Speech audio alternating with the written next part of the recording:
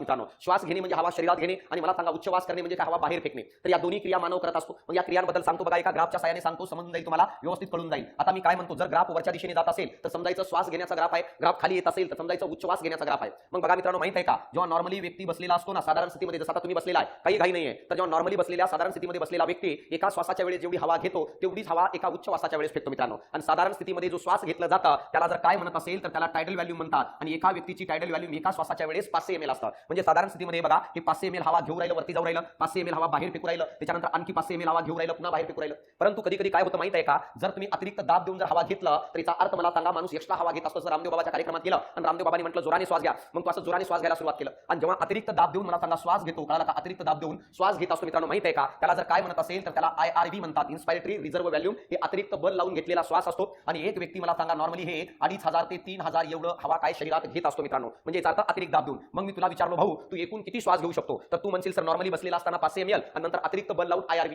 मग या टोटल क्षमतेलाच आपण काय म्हणतो रे, या टोटल क्षमतेलाच आपण इन्स्पायरेटरी कॅपॅसिटी किंवा याला काय म्हणतो, श्वासाची क्षमता. किती आहे इन्स्पायरेटरी कॅपॅसिटी, तर इन्स्पायरेटरी कॅपॅसिटी टायडल व्हॅल्यूम आहे प्लस मला सांगा IRV आहे. म्हणजे याचा अर्थ नॉर्मली 500 घेतलो आणि नंतर 2500 ते 3000, मग या दोघांची बेरीज जर केलो तर इन्स्पायरेटरी कॅपॅसिटी भरते 3000 ते 3500 ml. मग आयोगाने जर विचारलं की एखाद्या व्यक्तीची उच्च श्वासाची क्षमता किती, एकतर समीकरण विचारेल किंवा हा डेटा विचारेल. हे झालं घेतलं मित्रांनो त्याचं. यानंतर आता हवा बाहेर फेकायची. हवा जर बाहेर फेकायची असेल तर विद्यार्थी मित्रांनो बघा, या ठिकाणी मी तुम्हाला सांगतो की पहिल्यांदा नॉर्मली जेवढं घेतलं होतं तेवढं बाहेर फेकलं, आणि काय रे, टायडल व्हॅल्यूम बाहेर फेकलं किती, 500 ml. नंतर बघा अतिरिक्त बल लावून पण हवा बाहेर फेकतो, याला कपालभाती म्हणतात.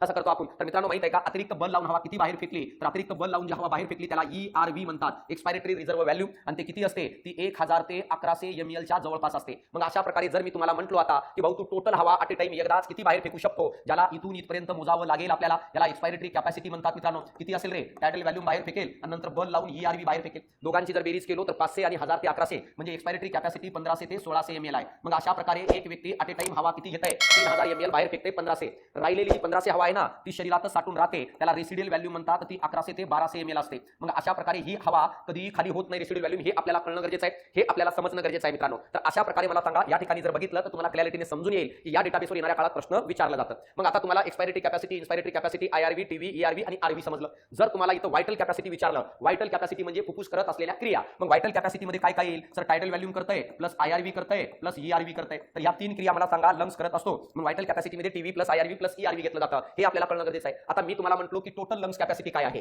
टोटल कळलं का, लंग्स कॅपॅसिटी काय, TLC म्हणतो. तुम्ही म्हणताल सर सगळ्या क्रिया आणि या ठिकाणी शिल्लक असलेली हवा पण लंग्सची कॅपॅसिटी आहे, पण total lungs capacity TV plus IRV plus ERV plus मला सांगा RV. तर हे फॉर्म्युला आहे टोटल लंग्स कॅपॅसिटीचा. मग मला सांगा उत्तर काय येईल, दुसरं. हा पहिलं TV plus ERV plus IRV काय रे, ही व्हायटल कॅपॅसिटीचा फॉर्म्युला आहे. TV प्लस ERV काय रे, हे एक्सपायरेटरी कॅपॅसिटीचा फॉर्म्युला आहे. TV प्लस IRV काय रे, ही इन्स्पायरेटरी कॅपॅसिटीचा फॉर्म्युला आहे. तर बघा आता येणाऱ्या काळात तुम्हाला हे प्रश्न विचारला जाईल, मानवात कोणता फुफ्फुस मोठा